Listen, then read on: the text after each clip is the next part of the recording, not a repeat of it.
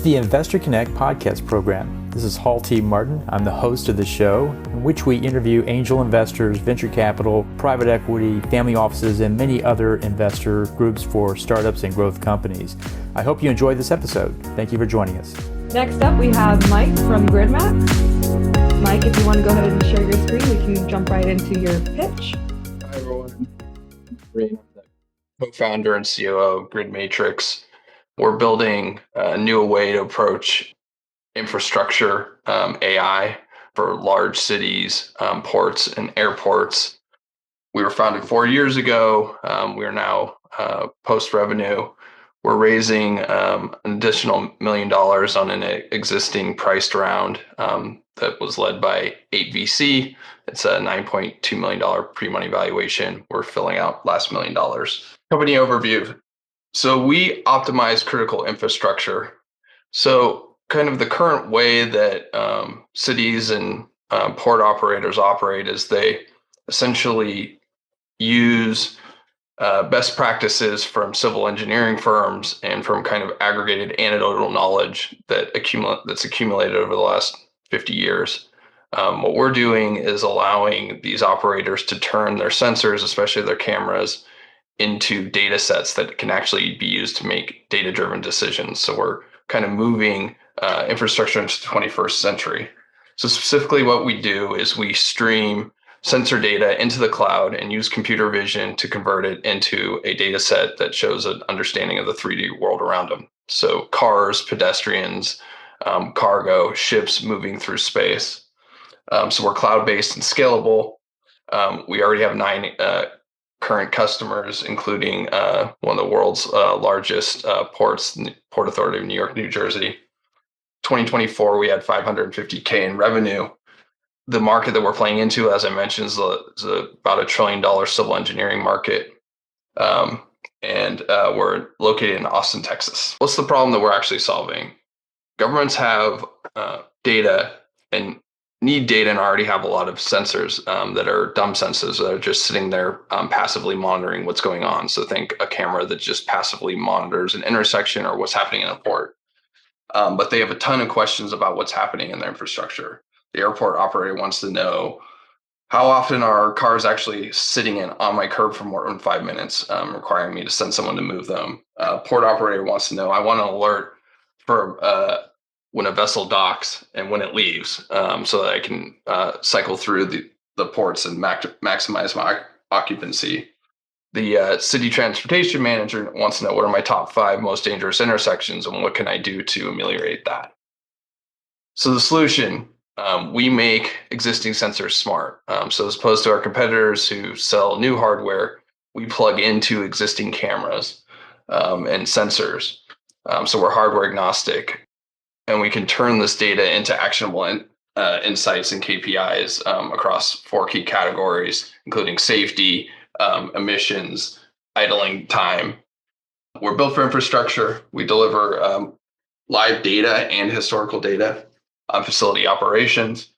We're built for operators of large, complex infrastructure. So to go into exactly how this works, because I know I'm saying a lot of high-level things, when we engage with a customer, we essentially receive IP addresses that connect to their existing cameras, and we stream that that sensor data, the video streams into the cloud. We process it in the cloud, use computer vision and AI, convert that into a physical data set that just shows objects moving through space, and then we serve that data set back to them, both via an API and a dashboard. We like to show this slide to talk about how essentially the value of our product scales over time.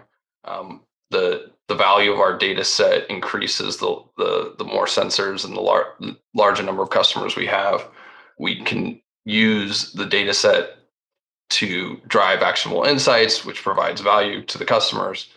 They then want to plug us into more sensors, builds our data set, and which drives more ROI. Here's an existing customer use case. We're now plugged in at Dallas-Fort Worth Airport, one of the largest airports in the country. They're using us on the roadside of the airport to analyze their curb use, analyze traffic patterns, understand, especially even when certain parts of their parking lots are being heavily utilized, They want to reduce emissions, and they want to have alerts and notifications when certain events occur. On the air side, so facing the inside of the airport, managing their fleet vehicles, cargo visibility, and security and threat detection.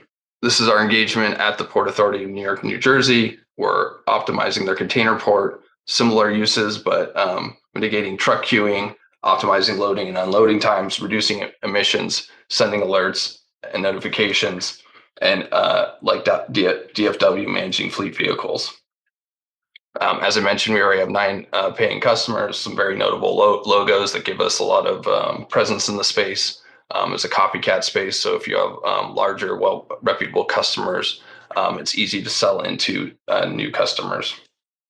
We achieved about 580K of bookings and gross AR in ARR last year, and intend to hit about 1.5 to 2 million this year. Our contract size scales as deployments go on, so our average contract size will increase to 300 or 400K this year. It tends to be a crawl, walk, run model where you do an initial POC and then a larger engagement with, say, 10 to 50 sensors, and from there you can grow to multi-million dollar size contracts.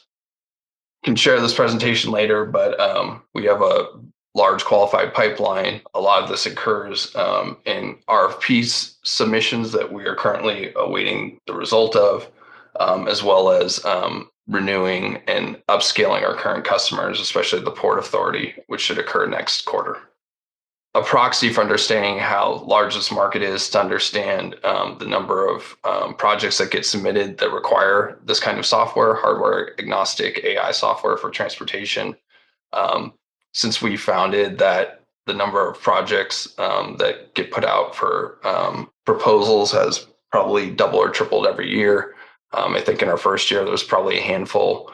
And this year, it looks like there's going to be a few hundred. So it's good timing. Clearly, the market's growing. As I mentioned, our TAM, we're competing with large civil engineering firms who also probably will represent likely acquirers of our company, big public players in the space such as Jacobs, AECOM, and Parsons. This is our founding team, and actually our CEO, Nick, just joined, so he can probably participate in the Q&A. But he came from Apple, where he managed their global supply chain for the 5G product. Before that, he came from McKinsey and Yale Business School.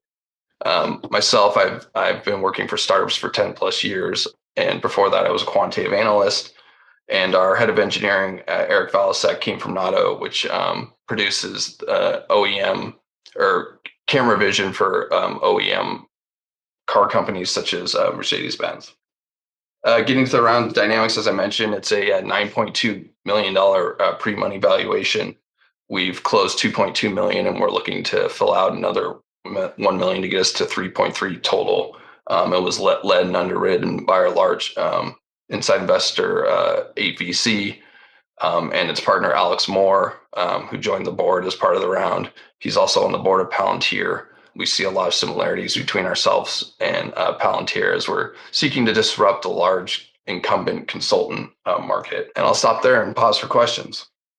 Awesome. Thanks for that presentation on Grid Matrix. If we have any questions from the audience, feel free to drop them in the chat. Ron, do you have a question for Mike or Nicholas? Yeah, again, great presentation and looks pretty novel. I was hoping if you can go into a little bit more on the sales cycle, right? Because whenever you're pitching to basically municipalities and quasi-government organizations, it can take quite some time. And so I was just curious to understand a little bit more about how long it takes to get through the crawl, walk, run kind of stages, and also how sticky have the trials been? If you had anybody peel off as you've been going through the software adoption process. I can take that. First of all, can everyone hear me? Because it's the first time that I've tried to speak in here. Yes. Great. Okay, so the point of the sticky flywheel slide is that we've actually never churned a customer. We have a 100% retention rate. The flip side of that is that it is hard to catch the tiger by the tail here. Government customers do have a long sales cycle. For a brand new logo, probably anywhere from 9 to 12 months, really to get up and running with them. But at the same time, once you do get them, they don't switch, and our renewal sales cycle is like 3 months or less. As we come up on like the end of a deployment, upselling, renewing, that entire process usually takes about 3 months. Did I answer your question, Ron? Yeah, thank you. Great. Awesome. Ron, do you have any other questions? Anyone from the audience? It looks like we don't have any other additional questions. Well, thank you for your presentation, Grid Matrix. I will be sending over any information that we pull from today to you guys. Now we can go into Ron's presentation. Investor Connect helps investors interested in startup funding. In this podcast series, experienced investors share their experience and advice. You can learn more at investorconnect.org. Paul T. Martin is the director of Investor Connect, which is a 501c3 nonprofit dedicated to the education of investors for early-stage funding. All opinions expressed by Hall and podcast guests are solely their own opinions and do not reflect the opinion of Investor Connect. This podcast is for informational purposes only and should not be relied upon as a basis for investment decisions.